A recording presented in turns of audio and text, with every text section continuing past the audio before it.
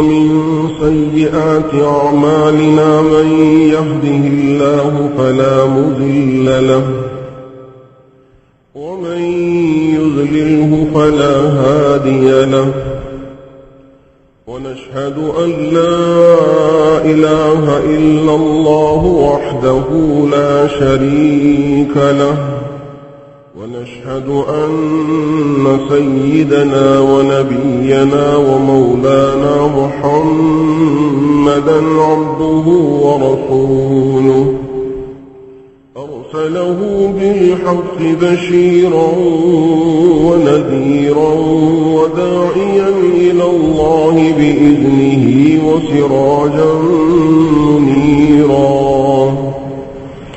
أما بعد فأعوذ بالله من الشيطان الرجيم بسم الله الرحمن الرحيم يثبت الله الذين آمنوا بالقول الثابت في الحياة الدنيا وفي الآخرة ويذل الله الظالمين ويفعل الله ما يشاء صدق الله مولانا العظيم.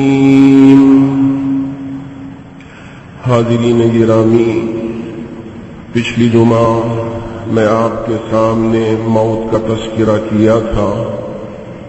قرآن مجید کی بے حساب آیتوں میں سے نبی پاک علیہ الصلاۃ والسلام کی بے حساب حدیثوں میں سے چند آیات اور چند حدیثوں کا تذکرہ کیا تھا. یقیناً موت ایک حقیقت ہے جو ہر ایک ذی روح کے ساتھ پیش آنے والی ہے. کوئی موت سے پیچھا چھوڑا نہیں سکتا اور موت کا آنا برحق ہے. موت کے بعد سب سے پہلی منزل یوں سمجھیے کہ مسافر کی رواں دواں منزلوں میں سے سب سے پہلی منزل قبر ہے. قرآن مجید کے الفاظ میں اور احادیث نبویہ صلی اللہ علیہ وسلم کے الفاظ میں قبر جو سب سے پہلی منزل ہے وہ ہمارے لیے ہوگی، ہم میں سے ہر ایک کے لیے ہوگی.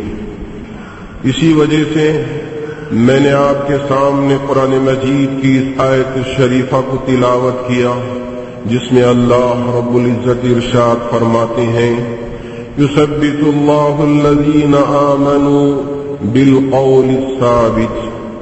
يثبت الله الذين آمنوا، اے ایمان والو، اے ایمان والو، یثبت اللہ، اللہ تم کو ثابت قدم رکھے گا. کس پر ثابت قدم رکھے گا؟ قول ثابت پر. قول ثابت کا مطلب کیا ہے؟ حضرات مفسرین اکرام نے لکھا ہے قول ثابت کا مطلب کلمہ طیبہ لا الہ الا اللہ محمد رسول اللہ ہے. جو بندے مومن اپنی زندگی کو اللہ کی اطاعت کے مطابق گزارا، اللہ کے احکامات کے مطابق گزارا، تو اللہ تبارک و تعالی ایسے بندے مومن کو ایمان پر ثابت قدم رکھیں گے اور اس کی زبان پر کلمہ طیبہ جاری و ساری ہوگا فی الحیات الدنیا و فی الآخرہ، دنیاوی زندگی میں بھی اور اخروی زندگی میں بھی. آگے اللہ تبارک و تعالی ارشاد فرماتے ہیں وَيُضِلُّ اللَّهُ الظَّالِمِينَ وَيَفْعَلُ اللَّهُ مَا يَشَاءُ. اللہ اپنے ان بندوں کو جو زندگی میں منمانی زندگی گزارا، اپنی نفسانی خواہشات کے مطابق زندگی گزارا، اللہ تبارک و تعالی انہیں گمراہ کر کے ظالموں میں ان کا شمار کر دیں گے. اللہ جس کے ساتھ چاہے جس طرح عمل کرے، جس طرح کا برتاؤ کریں، اللہ اختیار رکھتے ہیں. وَيَفْعَلُ اللَّهُ مَا يَشَاءُ. اما عائشہ صدیقہ رضی اللہ تعالی عنہ فرماتی ہیں کہ نبی پاک علیہ الصلوۃ والسلام نے ارشاد فرمایا کہ یہ آیت خصوصیت کے ساتھ عذاب قبر کے سلسلے میں، قبر کے حالات کے سلسلے میں اللہ تبارک و تعالی نے نازل فرمایا ہے۔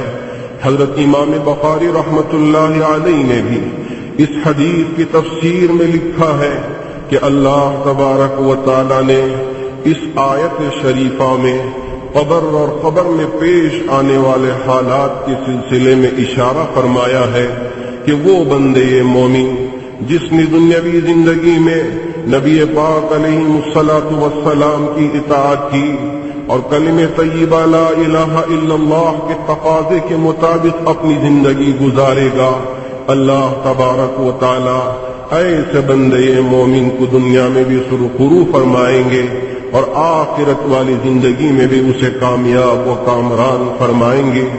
آپ کو شاید معلوم ہوگا کہ نبی پاک علیہ الصلوۃ والسلام کے تشریف لانے سے پہلے جو دوسرے انبیاء پر آسمانی کتابیں نازل ہوئی، تورات، زبور اور انجیل، ان کتابوں میں بھی اللہ تبارک و تعالی نے عذاب قبر اور قبر کے حالات کا تذکرہ فرمایا تھا، تو اس لیے یہودیوں کو پہلے ہی سے پتا تھا کہ قبر میں عذاب بھی ہوگا، قبر میں سوالات و جوابات بھی ہوں گے، منکر نکیر بھی آئیں گے، یہ ساری چیزیں ان کو پتہ تھی۔ تو میں آپ کو ایک روایت بتاتا چلوں اما عائشہ صدیقہ رضی اللہ تعالی عنہا کی۔ اما عائشہ صدیقہ رضی اللہ تعالی عنہا ایک مرتبہ گھر میں تشریف فرما تھیں، ایک سائلہ، ایک مانگنے والی عورت آپ کی خدمت میں پہنچی اور کچھ ضرورت کی چیزیں مانگی۔ حضرت اما عائشہ صدیقہ رضی اللہ تعالی عنہا گھر میں تلاش کیا کہ کوئی چیز ملے جو میں اسے دے دوں۔ تلاش کرنے کے بعد جب ایک چیز ملی تو اسے آپ نے اس کے حوالے کر دیا۔ حوالے کرنے کے بعد جو عورت اما عائشہ رضی اللہ تعالی عنہا کو دعا دی، اما عائشہ سوچتی رہ گئی کہ یہ کس طرح کی دعا دے رہی ہے۔ وہ دعا دینے لگی، یہودیہ عورت، اللہ تبارک و تعالی تمہیں عذاب قبر سے محفوظ رکھے، اللہ تبارک و تعالی تمہیں عذاب قبر سے بچائے، اس طرح کی دعا دی اور چلا گئی۔ اما عائشہ رضی اللہ تعالی عنہا نے اس سے پہلے عذاب قبر کی بات نہیں سنی تھی، اس لیے انہیں بڑا تعجب ہوا، سوچنے لگی کہ یہ کس طرح کا عذاب ہوگا کہ قبر میں رکھنے کے بعد بھی اللہ تبارک و تعالی کے سامنے حاضری ہوگی اور وہاں بھی سوال و جواب ہوگا۔ یہی سوچ رہی تھی کہ امام الانبیاء تاجدار مدینہ احمد مصطفیٰ محمد مصطفیٰ صلی اللہ علیہ وسلم گھر میں داخل ہوئے۔ اما عائشہ پوچھتی ہیں، یا رسول اللہ صلی اللہ علیہ وسلم، کیا قبر میں بھی عذاب ہوگا؟ قبر کے حالات کس طرح کے ہوں گے کہ آپ مجھے ذرا بتائیں گے؟ نبی پاک علیہ الصلوۃ والسلام نے ارشاد فرمایا، اے عائشہ، نعم عذاب القبر حق، جی ہاں قبر کے عذاب بالکل سچ ہے، قبر کے عذاب کے سلسلے میں کوئی دو رائے نہیں ہے۔ نبی پاک علیہ الصلوۃ والسلام نے اما عائشہ کو بتایا کہ عذاب ضرور ہوگا ان لوگوں کے لیے، اس لیے کہ قبر کی دو حالتیں ہیں۔ ایک حالت تو یہ ہے کہ روضۃ من ریاض الجنہ، اللہ تبارک و تعالی مومن بندے کے لیے قبر کو جنت کے باغوں میں سے ایک باغ یا تو بنا دیں گے، یا یہ ہے کہ حفرۃ من حفر النار، یہ ہے کہ جہنم کے گڑھوں میں سے ایک گڑھا بنا دیں گے۔ اللہ تبارک و تعالی ہماری حفاظت فرمائے، اللہ تبارک و تعالی ہمیں بچا کر رکھے۔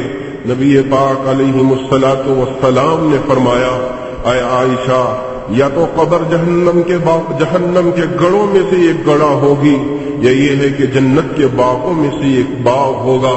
حضرت برہ ابن عازب رضی اللہ تعالی عنہ روایت کرتے ہیں، مسند احمد کی یہ حدیث ہے، ایک مرتبہ نبی پاک علیہ الصلوۃ والسلام ایک انصاری کی قبر کے سلسلے میں قبرستان میں پہنچے۔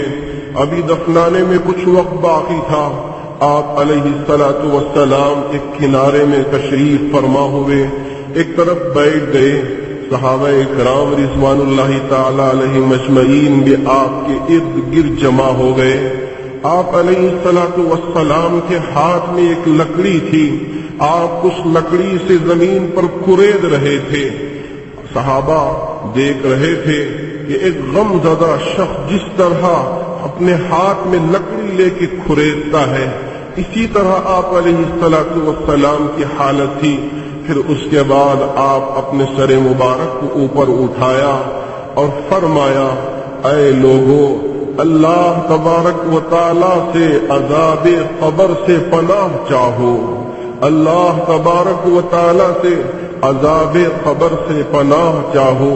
اس طرح 3 دفعہ نبی پاک علیہ السلام نے فرمایا. فرمانے کے بعد آپ نے ارشاد فرمایا لوگوں سنو، اس لیے کہ جب انسان کا آخری وقت ہوتا ہے، جب اس کی روح کے نکلنے کا وقت ہوتا ہے، اللہ تبارک و تعالی اگر وہ مومن بندہ ہوتا ہے تو اس کے پاس اپنے ایسے فرشتوں کو بھیجتے ہیں کہ جن کے چہرے سورج کی طرح چمک رہے ہوں گے. ایسی بڑی جماعت کو سب سے پہلے اللہ تبارک و تعالی اس مومن بندے کے پاس بھیجتے ہیں کہ ان کے ایک ہاتھ میں جنت کا کفن ہوگا تو دوسرے ہاتھ میں جنت کی خوشبو ہوگی. وہ لے کر اس میت کے پاس پہنچیں گے منتہائے نظر تک، یعنی تا حد نگاہ، تا سارے فرشتے اس میت کے اطراف و اکناف بیٹھ جائیں گے. اس کے بعد ملک الموت تشریف لائیں گے. سرانے بیٹھ کے کہیں گے یا ایتھا النفس المطمئنہ ارجعی الی ربک راضیۃ مرضیہ.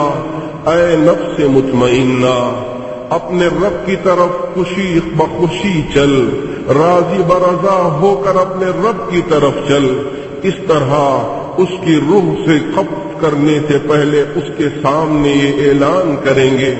پھر ملک الموت اس کی روح کو ایسا قبضہ کریں گے، ایسا نکالیں گے کہ جیسے ایک مشکیزہ میں پانی ہو، جیسے ہی اس کا منہ کھول دیا جائے بڑی آسانی کے ساتھ پانی نکل جاتا ہے. اسی آسانی کے ساتھ اللہ تبارک و تعالی ملک الموت کے حوالے کر دیتے ہیں اس کی روح کو، اس مومن بندے کی روح کو. اب اسے لے کر جنت سے تشریف لائے ہوئے فرشتے جنت کا کفن پہناتے ہیں اور جنت کی خوشبو لگاتے ہیں. لگا کر ملک الموت ان کو حکم دیتے ہیں کہ چلو اب اسے آسمان کی طرف لے چلو. اب اسے سارے فرشتے لے کر آسمان کی طرف چلتے ہیں.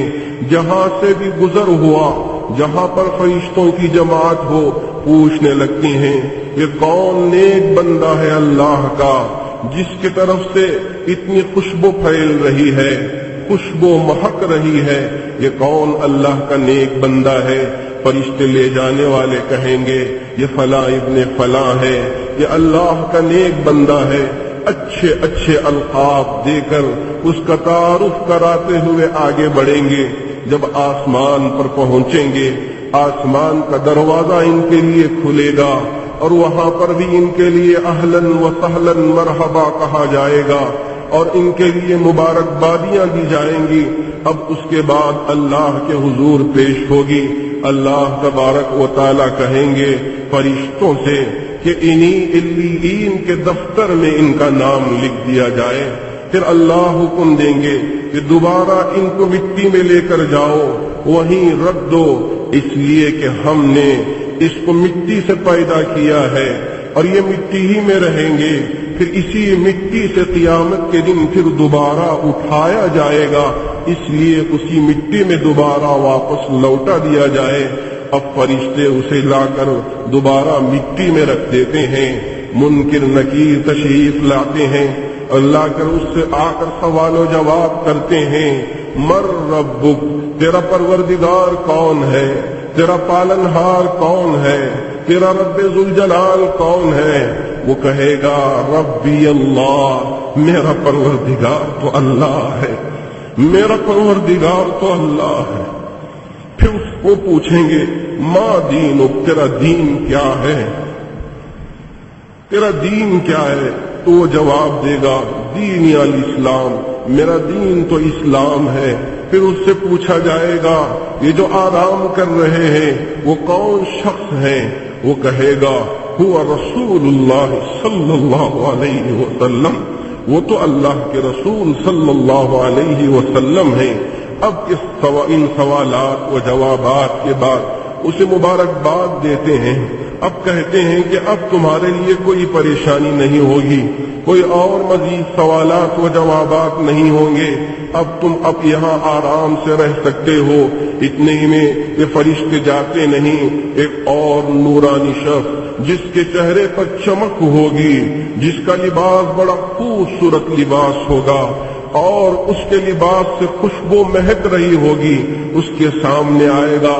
وہ شخص پوچھے گا وہ شخص آ کر سب سے پہلے یہ کہے گا میں تمہیں خوشخبری سنانے کے لیے آیا ہوں کہ تم تو کامیاب ہو گئے، تمہارے پروردگار نے تمہیں کامیاب کر دیا۔ اب وہ شخص، وہ مومن، وہ مسلمان کہے گا ارے بھائی آپ کے لباس سے ہی تو اور آپ کے چہرے ہی سے تو آپ بڑے اچھے لگتے ہو، ذرا مجھے بتاؤ کہ آپ کون ہو؟ وہ شخص کہے گا ارے بھائی میں تو تمہارا نیک عمل ہوں، اللہ تبارک و تعالیٰ نے تمہارے ساتھ رہنے کے لیے مجھے حکم دیا ہے، اس لیے میں تمہارے ساتھ رہنے کے لیے آؤں گا۔ جب اتنی مبارکبادیاں اور اتنی ساری چیزیں دیکھے گا تو بندہ پکار اٹھے گا اے میرے پروردگار قیامت قائم فرما تاکہ میں اپنے رشتہ داروں سے ملوں، اپنے اہل و عیال سے ملوں۔ اس طرح بندہ، مومن بندہ پکار اٹھے گا۔ ترمذی شریف کی روایت ہے، نبی پاک علیہ الصلوۃ والسلام نے ارشاد فرمایا کہ آپ علیہ الصلوۃ والسلام نے فرمایا جب بندہ اس طرح آپے سے باہر ہو رہا ہوگا، فرشتے کہیں گے نم کنومۃ العروس الذی لا یوقظہ، یعنی تو دلہن کی طرح اب سو جا، اب تجھے کوئی بیدار نہیں کریں گے، کوئی پریشان نہیں کریں گے، مگر اس وقت ہی تجھے بیدار کیے جائیں گے جب تو اللہ کا حکم ہو بیدار ہونے کا، اس وقت ہی تجھے بیدار کیا جائے گا۔ اب فرشتے اسے سلا کر چلا جائیں گے۔ ایک اور حدیث میں جس کے راوی حضرت ابو ہریرہ رضی اللہ تعالیٰ عنہ ہیں، فرماتے ہیں کہ نبی پاک علیہ الصلوۃ والسلام نے ارشاد فرمایا کہ میت کو جب قبر میں رکھ دیا جاتا ہے تو چار چیزیں کھڑی ہو جاتی ہیں۔ سر کی طرف اس کی نماز کھڑی ہو جاتی ہے، دہنے طرف اس کی زکوٰۃ کھڑی ہو جاتی ہے، اور بائیں طرف اس کے روزے کھڑے ہو جاتے ہیں، اور اس کے آگے اس کے نیک اعمال اور اس کی اچھائیاں کھڑی ہو جاتی ہیں۔ اب سر کی طرف سے عذاب پہنچنے کی کوشش کرتا ہے تو نماز کہتی ہے کہ میرے طرف سے تمہارا لیے داخلہ نہیں مل سکتا، اس لیے کہ میں اس کی نماز ہوں، میں تمہیں اسے نقصان پہنچانے نہیں دوں گی۔ اب وہاں سے داخلہ نہیں ملے گا تو دہنے طرف سے عذاب داخل ہونے کی کوشش کرے گا، وہاں سے بھی اس کا داخلہ نہیں ہوگا، زکوٰۃ اس کو روکنا شروع کر دے گا، اور جب بائیں طرف سے داخل ہونے کے لیے کوشش کرے گا عذاب، تو وہاں سے روزے، اور آگے کی طرف سے اگر داخل ہونے کی کوشش کرے گا تو وہاں سے اچھائیاں اور وہاں سے نیکیاں اسے روکیں گی کہ وہاں اسے داخل ہونے نہیں دیں گی۔ اس طرح اللہ تبارک و تعالی بندے مومن کی حفاظت کریں گے اور اس کے ایمان کی حفاظت کریں گے۔ اسی لیے اللہ تبارک و تعالی نے ارشاد فرمایا یثبت اللہ الذین آمنوا بالقول الثابت فی الحیاۃ الدنیا وفی الآخرہ، اللہ تبارک و تعالی ایمان پر ثابت قدم رکھیں گے، کلمہ طیبہ پر ثابت قدم رکھیں گے، دنیاوی زندگی میں بھی اخروی زندگی میں بھی۔ اللہ تبارک و تعالیٰ کا انعام و اکرام ہوگا بندے مومن کے لیے، اور اللہ تبارک و تعالیٰ کی طرف سے خوشیاں ہی خوشیاں عطا ہوں گی، نعمتیں ہی نعمتیں عطا ہوں گی۔ فرشتے کہیں گے اس مومن بندے کے لیے کہ دیکھیے اس کے تو سارے سوالات کو جوابات تو دے دیا، اب اس کے لیے جنت کا لباس پہنا دو، اور اس کے لیے جنت کا بستر بچھا دو، اس کی قبر میں جنت کا بستر بچھا دو، جنت کا لباس پہنا دو، جنت کے دروازے کھول دو تاکہ وہاں کی ہوائیں اور وہاں کی خوشبو اسے پہنچتی رہے۔ اب اس کے لیے یہ ساری چیزیں یہاں تک حکم دیا جائے گا، تا حد نگاہ اس کی قبر کو وسیع کر دو، اس کی قبر کو وسیع کر دو۔ یہ حکم دے کر فرشتے وہاں سے چلا جائیں گے، تا حد نگاہ منتہائے نظر تک اس کی قبر وسیع ہو جائے گی۔ ایک حدیث میں ارشاد فرمایا 70 گنا اس کی قبر وسیع ہو جائے گی۔ اللہ تبارک و تعالیٰ ان نیک بندوں میں بھی ہمارا شمار فرمائے۔